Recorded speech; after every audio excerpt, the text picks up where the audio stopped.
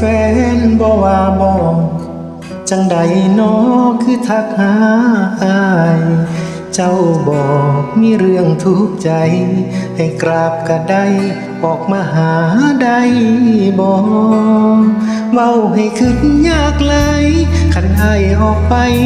สิคืออยู่บ่แม่นอยากไปพบไปพอแต่อายว่าบ่คือดอกนาก็แค่อ่านไลน์แค่รับสายคุยก็หูสึกผิดฮักเจ้าฮักปานชีวิตสิปาดด้วยมีดก็บ่เห็นความชังก็เจ็บแทนพุ่นลาที่เจ้าบอกว่าใจสิเพมาอยากหายตัวไปอยู่ข้างๆแต่อายก็เห็นได้แค่รู้ตัวมาฮอดมือนี้หน้าที่ของน้องก็คือฮักเขาสถานะเดิมๆสองเฮา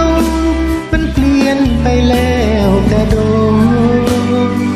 อดีตหักสองเฮามันกายย้ำเว้าในทุกเหตุผลมีเขาเป็นแฟนทั้งคนให้อดสาวความเก่าบ่เว้าดอกเป็นสิมาพ่อเศร้าน้องพอสำนีล่ะให้เฝ้ากลับไปเคลียร์กันซะแค่ผมเข้าตาคงบ่ยากดอกสายโทรเบอร์อ้ายแชทที่เฮาไลน์ให้เฝ้าลบออกเพิ่นถามก็ยับเด้อบอกคอยหาทางออกอย่าผิดกันเด้อ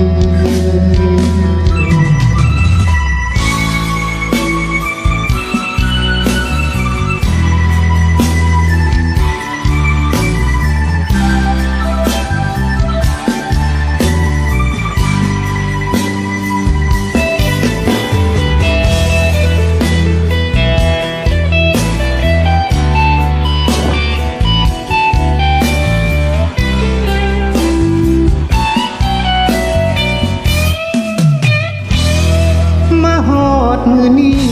หน้าที่ของน้องก็คือฮักเขาสถานะเดิมๆสองเฮา